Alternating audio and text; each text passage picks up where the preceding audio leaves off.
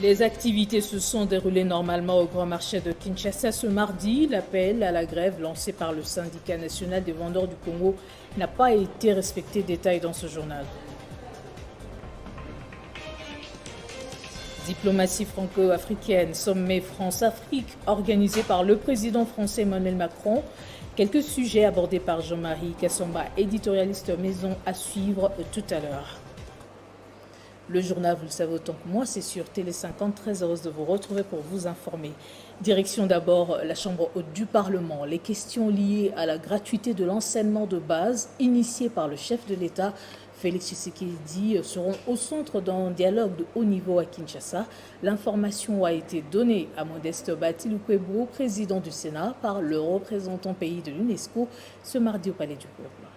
Selon Jean-Pierre Ilboudo, ces assises prévues au début du mois de novembre prochain seront une occasion pour l'UNESCO de sensibiliser les députés et les sénateurs à voter un budget conséquent en faveur de l'éducation nationale en vue d'une bonne mise en œuvre de la gratuité de l'enseignement de base, nécessitant d'ailleurs plus de moyens pour un enseignement de qualité. Le président du Sénat a encouragé l'initiative avant d'exprimer le soutien de son institution à la démarche. Modeste Batilou-Kwebo a souligné que cette démarche rencontre la vision du chef de l'État, celle de voir chaque enfant congolais accéder à un enseignement de qualité. Nous cherchons surtout à faire en sorte que les sénateurs et les députés soient sensibilisés sur les moyens qu'il faut pour cette gratuité, parce que ça demande beaucoup de moyens. Nous avons le problème d'accès. Nous avons des classes qui sont jusqu'à 100 élèves. Il faudrait peut-être construire plus de classes, pas peut-être, mais sûrement. La question de la qualité. Et là, c'est le deuxième engagement de la directive générale, la formation des enseignants, formation initiale des nouvelles unités, mais également la formation continue de ceux qui sont déjà dans le système, en utilisant aussi les potentialités qu'offrent les nouvelles technologies de l'information et de la communication. Le speaker de la Haute Chambre du Parlement a par ailleurs eu des échanges avec les ambassadeurs de la Tanzanie, Paul Ignace Mela, et celui de l'Ouganda, Mbahimba. Au menu, la diplomatie parlementaire. Le syndicat national des vendeurs du Congo a décrété un mouvement de grève à partir de ce mardi, vous le savez, sur l'étendue du territoire national afin de lutter contre l'exercice du petit commerce par les étrangers. Un mot d'ordre qui n'a pas été respecté sur le terrain par les commerçants, vous allez voir, dont les activités ont tourné normalement. Nos reporters ont fait le constat sur place. L'appel avait pourtant été lancé hier par le président du syndicat national des vendeurs du Congo pour lutter contre l'exercice du petit commerce par les étrangers. Le mot d'ordre pour la grève, qui devrait débuter ce mardi, n'a pas visiblement été respecté par les commerçants, comme l'attestent ces images. Approchés par Télé 50, ces commerçants disent être au courant, mais ne sont pas en mesure de respecter les mots d'ordre vu la crise que traverse le pays. Ils appellent le gouvernement à faire appliquer la loi. Pour nous, nous pensons qu'il faut appliquer la loi. Il faudrait que les étrangers vendent en gros et non en détail.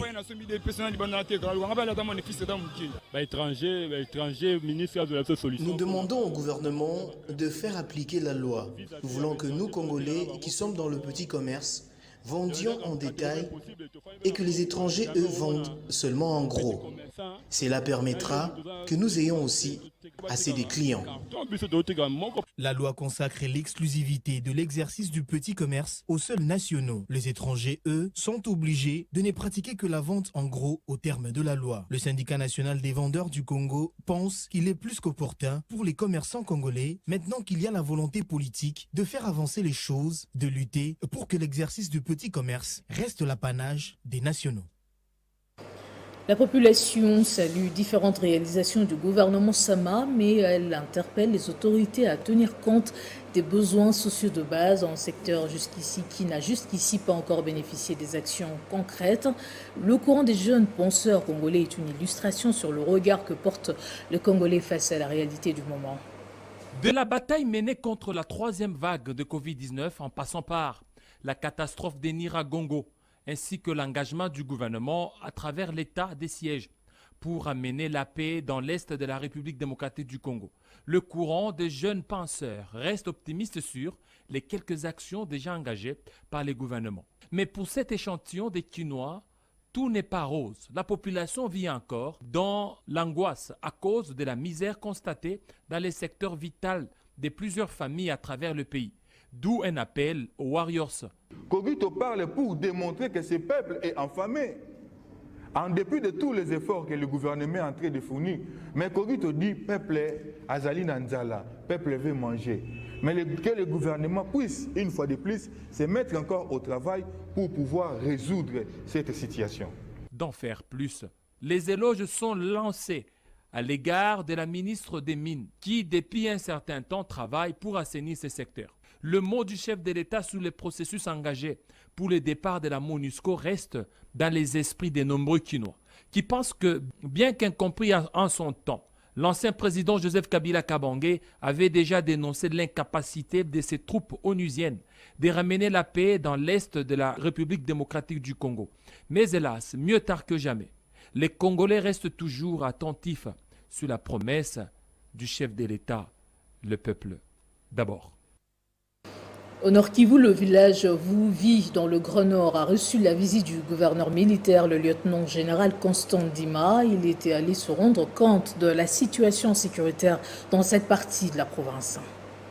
Un dimanche pas comme les autres au village Vouvi, dans la chefferie des Bachou. La population est venue de partout pour non seulement voir les gouverneurs, mais aussi écouter les messages les rapportés par Ndima Koba Constant. Midi pile, les convois du numéro 1 de la province du Nord Kivu entrent dans la cour royale du Mwami Abdul Kalemire III. Tout est mis en place pour la réussite de la visite. Hommes, femmes, jeunes et vieux, personne ne veut rater ces rendez-vous rares. Le lieutenant-général Ndima Koba Constant opte d'abord pour un tête-à-tête avec le notable de la chefferie des Bachou. Question d'écouter avec ses propres oreilles la situation sécuritaire dressée par le numéro 1 des Bachou. Très éclairé, Constant Ndima, fier d'être parmi le sien, prend la parole et s'adresse à la foule. Le message est clair. Au-delà des compassions envers les victimes des derniers massacres, dans la localité Kilao Mutendero, dans le groupement d'Issal et Boulambo, le gouverneur militaire du Nord Kivu a rassuré à sa population qu'une équipe de la justice militaire descendra dans le Bachou pour diligenter des enquêtes et interpeller les responsables des tueries. Car, a-t-il dit, les crimes de ce genre ne resteront jamais impunis. Mission oyo population na biso et pesi na président de la République ezali ya ko défendre intégrité ya territoire national na population nango tokoki kotika mokolo moko te même 1 cm ya territoire ya Beni na maboko ya Banyangala kata wandengo wana toko défendre intégrité ya territoire na biso oyo toko défendre bino ti na sacrifice suprême. Très satisfait du message du gouverneur et surtout pour les retours progressifs de la paix dans leurs milliers, les habitants à travers leurs représentants ont offert quelques présents en signe de reconnaissance. C'est un homme heureux qui a accompli sa mission que le lieutenant-général Ndima Koba Constant et sa suite ont repris les convois direction la ville commerciale de Butembo. Restons dans cette province, le président d'Ensemble pour la République, Moïse Katumbi, séjourne depuis lundi à Goma pour compatir avec les sinistrés du volcan de Nyiragongo. Sur place, il a remis une somme de 350 000 $ aux victimes et fait un don en vivres. Pressenti comme candidat à la présidentielle de 2023, Moïse Katumbi Chapwe fait parler de lui en République démocratique du Congo. Il a effectué une visite de compassion aux victimes de l'éruption volcanique de Nyiragongo dans la province du Nord Kivu. Dans les sites de Katembwe à Kanyarushima, l'ancien gouverneur de l'ex-Katanga a remis une importante quantité de vivres aux déplacés. Il les a également adressé un message de réconfort. Je ne pouvais pas rester tranquille à Lubumbashi parce que je porte Goma dans mon cœur. C'est pourquoi je suis venu ici pour voir la situation de nos frères. C'est ça le plus important, le social de la population. Par la même occasion, Moïse Katumbi Chapwe a déploré les conditions difficiles dans lesquelles vivent ces déplacés. Certains d'entre eux dorment à même les sols, situation qui a choqué les leaders d'Ensemble pour la République. Tous les Congolais de bonne foi vivant aussi dans la diaspora de penser à Goma. Ce que je vis là, j'ai eu des larmes aux yeux. Je me suis mis à la place de cette jeune dame avec 4 gosses dans une petite maison qui ne fait même pas 10 mètres carrés. Concernant la loi sur la congolité, le président d'Ensemble pour la République, Moïse Katumbi Chapwe, a salué la position du chef de l'État contre cette proposition déclassée au niveau de l'Assemblée nationale. Cette loi pour Moïse Katumbi Tchapoué est une distraction. L'essentiel pour lui est l'amélioration du social des Congolais. Je suivis le chef de l'État, je crois c'était aux États-Unis. Je crois qu'il a tranché. Pour moi, c'était une distraction. Le Congo n'a pas besoin de la division. On ne doit pas être distrait. Si je suis venu à Goma ici, je ne suis pas venu dans le cadre de faire la politique. Je suis venu voir mes frères et sœurs. Le plus important pour le Congolais, c'est le social. Pour d'aucuns, la proposition de Noël Tchani visait à écarter Moïse Katumbi de la course à la présidentielle. Peu avant les réactions d'Mbosso et du chef de l'État sur ces dossiers épineux, le parti de Moïse Katumbi Tchapoué n'avait cessé de brandir la menace de quitter l'Union sacrée, au cas où la dite proposition était inscrite comme matière à l'Assemblée nationale. Cette information qui vient de nous parvenir avant de poursuivre ce journal, la marche de Lamuka prévue mercredi qui a été reportée à une date ultérieure, décision prise à l'issue d'une réunion ville de Kinshasa, secrétariat général de l'ICD et du Nouvel Élan et la police. C'est ce qu'a fait savoir Blanchard Mongomba, secrétaire général du Nouvel Élan, dans un compte rendu. Compte rendu de la réunion mixte Hôtel des Villes ECD Nouvel Élan du 28 septembre 2021. Consécutivement à la lettre du 17 septembre 2021, signée conjointement par M. Blanchard Mongomba et Devos Kitoko, respectivement secrétaires généraux des partis politiques Nouvel Élan et ECD, tous membres de la coalition Lamuka, et relativement à l'organisation d'une marche projetée le 29 septembre 2021 en vue de la dépolitisation de la CENI, il s'est tenu en date du 28 septembre 2021 à l'hôtel de ville de Kinshasa une séance d'harmonisation entre partis. À l'issue des échanges, les partis ont convenu ce qui suit. Pour des raisons sécuritaires, la marche projetée par des partis cités si haut en date du 29 septembre 2021 est reportée à une date ultérieure. L'itinéraire de la dite marche sera discuté et fixé conjointement.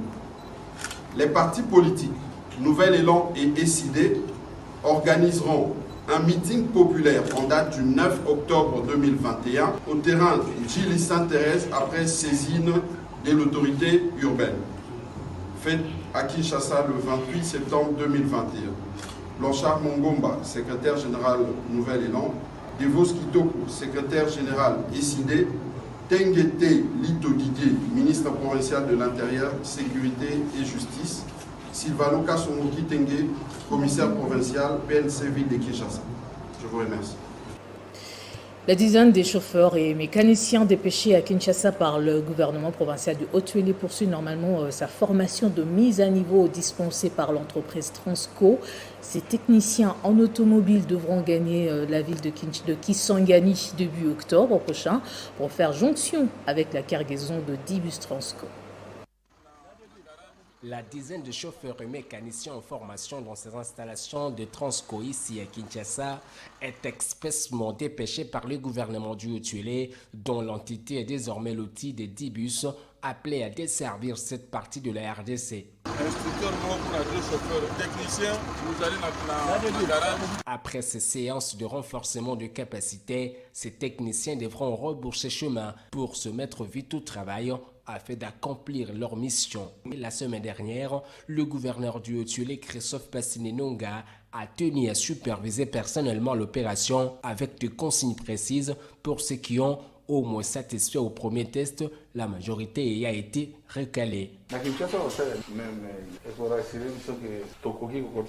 En attendant l'arrivée à Iziro de ces engins mis à la disposition d'un nouveau Haut-Tuélé en constante évolution par le chef de l'État Félix-Antoine Tshisekedi, le gouvernement provincial ne baisse pas la garde en vue de faire de l'entité un peu plus un oasis dans la sous-région grâce aux multiples chantiers d'infrastructures. C'est un pas majeur qui vient d'être franchi vers la mise en œuvre de la seconde phase du projet pour la stabilisation de l'Est de la RDC pour la paix, STEP 2, dans la province du Sud-Kivu. Après la tenue d'un atelier de briefing des membres du comité consultatif provincial du dit projet, il ressort qu'au moins 2000 infrastructures de base seront construites et réhabilitées dans 5 provinces. Tout a commencé par la lecture de l'arrêté portant création de ces comités consultatifs provinciaux effectué par Jean Dédié Chirimwami, chef d'antenne du Fonds social de la République au Sud-Kivu, devant les autorités et cadres de base. Le coordonnateur général du Fonds social de la République venu de Kinshasa a brossé succinctement les résultats de la première phase avant de présenter les principaux piliers et axes d'intervention de la phase en gestation ayant pour objectif de participer à l'effort de la reconstruction de la RDC. Nous allons pouvoir mettre à la disposition de 300 000 bénéficiaires, non pas seulement de Sud-Kivu, mais pour l'ensemble des provinces concernées par le projet, de ressources que l'on met à la disposition de communautés bénéficiaires. Ce sont les CLD, qui sont les petites organisations communautaires à la base, qui s'occupent de ces questions de développement, qui vont être aussi appuyées pour améliorer leur capacité dans la prise en charge de questions de développement au niveau communautaire. STEP 2 compte construire ou réhabiliter jusqu'à 2000 infrastructures de base au profit de 1000 communautés ici de 5 provinces, dont le Sud-Kivu. Les zones d'intervention reposent sur une analyse de vulnérabilité basée sur plusieurs facteurs, notamment les conflits, le déplacement forcé, la prévalence des épidémies et les taux de pauvreté. Pour renforcer la capacité du gouvernement à assurer une bonne protection sociale, c'est la question de registre social unique que nous allons pouvoir construire avec le ministère des Affaires sociales.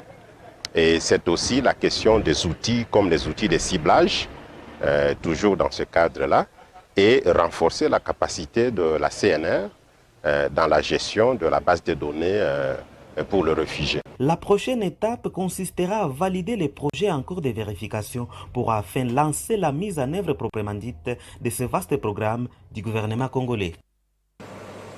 Et puis la situation était un peu plus tendue dans la matinée au village Niatende, situé à une dizaine de kilomètres de Bukavu. Les habitants de Moudoussa et Momosho ont placé des calicots pour dire non à l'érection d'un cimetière dans leur contrée par un député provincial. En vue d'écouter la population, le gouvernement congolais a dépêché une délégation sur place pour calmer les tensions, qui promet par ailleurs de faire rapport aux autorités de Kinshasa avant d'en appeler au calme. Depuis les premières heures de la matinée, les habitants de Moudoussa et Momosho se sont massés dans la cour de l'Institut Niantende pour exprimer leur ras-le-bol et dire non à l'érection d'une nécropole à Niantende. Calico à main et chants hostiles, une façon pour eux de prouver à la face du monde leur indignation face au projet d'érection d'un cimetière dans leur milieu. Pour ces habitants, il sera difficile que les morts cohabitent avec les vivants. Voilà pourquoi ils sollicitent l'implication des autorités à Kinshasa pour la délocalisation de ces projets vers une autre contrée. Recommandation formulée à l'issue d'un échange avec la délégation du ministère de l'Intérieur venue de Kinshasa pour cette fin. On est venu installer, ériger un cimetière au milieu de notre cité de Niantende. J'ai proposé que ce cimetière soit délocalisé et ériger ça quelque part où il n'y a pas une agglomération de gens. Après avoir écouté la population, le chef de la délégation du vice-premier ministre de l'Intérieur, M. Kamil Kachafali, promet de faire rapport de leur doléance aux autorités qui prendront des mesures appropriées à ces projets controversés d'érection d'un cimetière. Nous sommes venus pour l'érection de ces cimetières controversés et nous sommes venus vous écouter. Nous sommes venus vous donner la parole.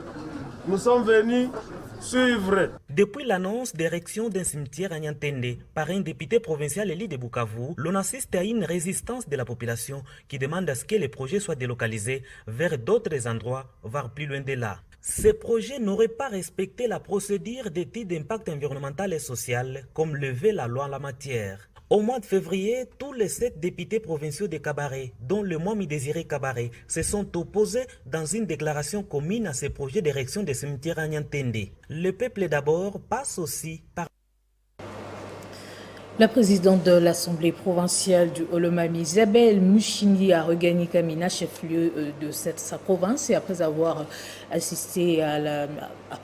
participé aux obsèques de Gabriel Kyungo Wakumanza et après avoir effectué une mission officielle ici à Kinshasa. La présidente de l'Assemblée provinciale du Olomami, l'honorable Yumba Kalenga Mushimbi Isabelle, a regagné le chef-lieu de la province du Olomami ce mardi 28 septembre 2021 à bord de la compagnie Airfast. C'est aux environs des 10 heures, heure locale, que l'avion qui transportait la présidente de l'organe délibérant du Olomami a atterri sur le tarmac de l'aérodrome de Kamina. Un accueil digne de son rang lui a été réservé par le membre du bureau, les honorables députés présents à Kamina, le personnel administratif, les militants des différents partis politiques et les fidèles de certaines confessions religieuses. Pour rappel, la présidente de l'Assemblée provinciale du Olomami revient d'une mission officielle qu'elle a eu à effectuer dans la ville-province de Kinshasa, via la ville qui préfère, où elle est allée participer aux obsèques du feu Gabriel Kyungo Wakumanza. Occasion pour elle d'avoir des contacts qui pourront tant soit peu contribuer au développement de la province du Olomami. Toutes ces démarches prouvent à suffisance qu'elle a mis à profit ses vacances parlementaires en capitalisant les temps lui impartis pour chercher le bien-être de la population olomamienne. La marée humaine venue nombreuse pour accueillir la présidente de la première institution en province a contraint cette dernière de marcher à pied. Le cortège présidentiel s'est dirigé au bureau de l'Assemblée provinciale du Olomami, lieu prévu pour son adresse à la population.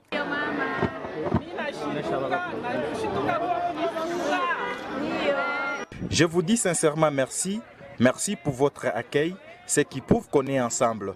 J'étais à Kinshasa pour des contacts dans l'intérêt de la province. À Lubumbashi, dans le Haut-Katanga, j'ai participé aux obsèques du fait Gabriel Kyungo Wakumanza, Baba Wakatanga.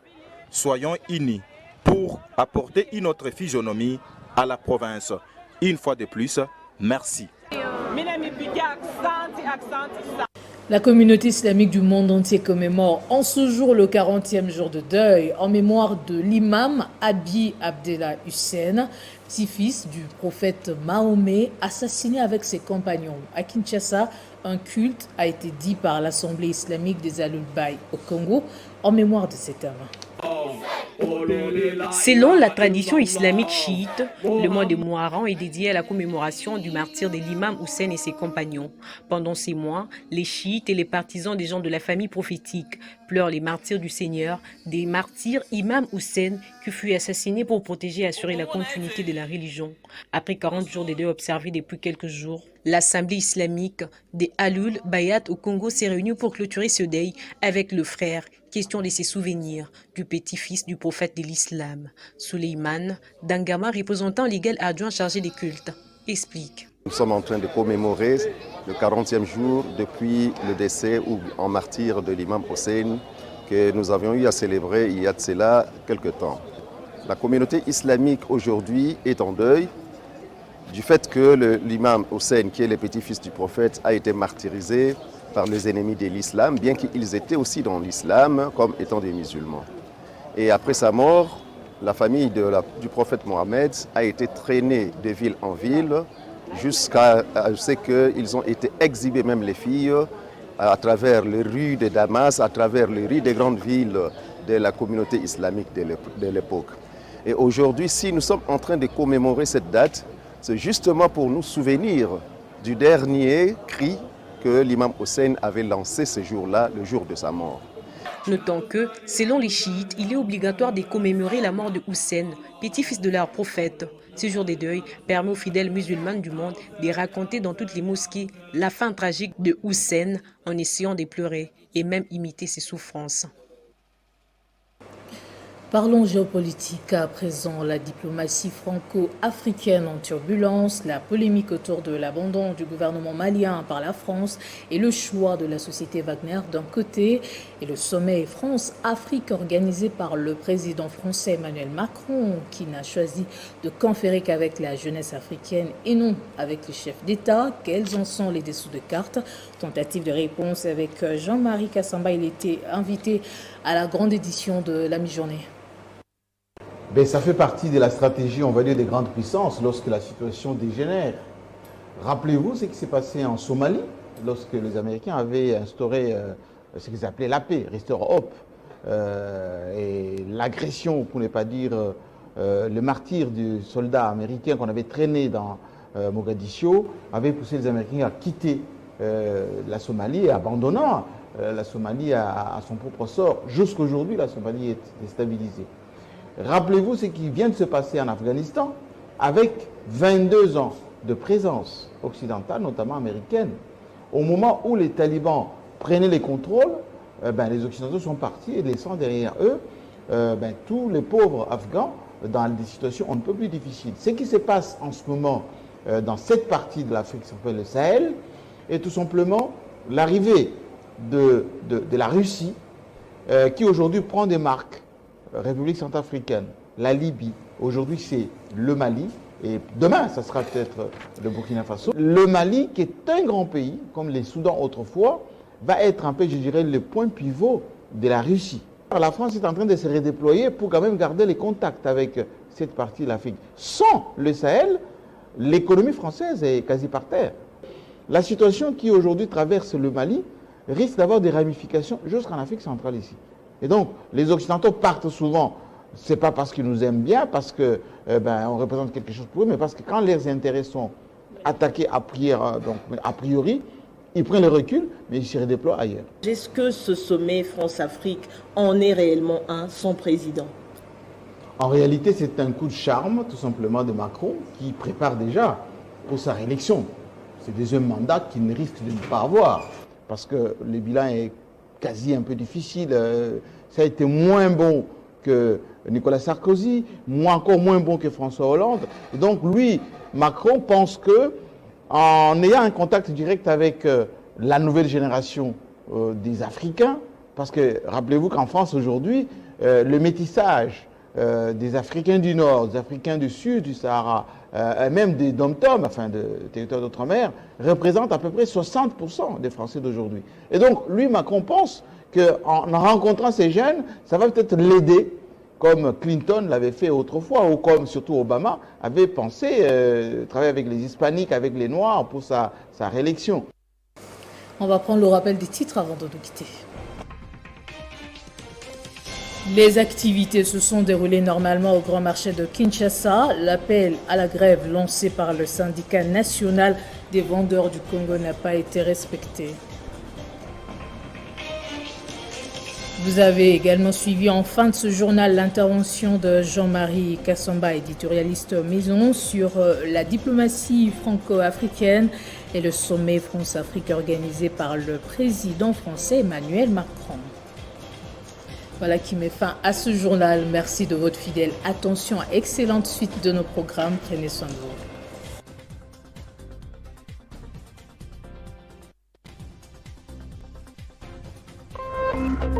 Téléchargez les infos Télé 50 sur www.télé50.cd.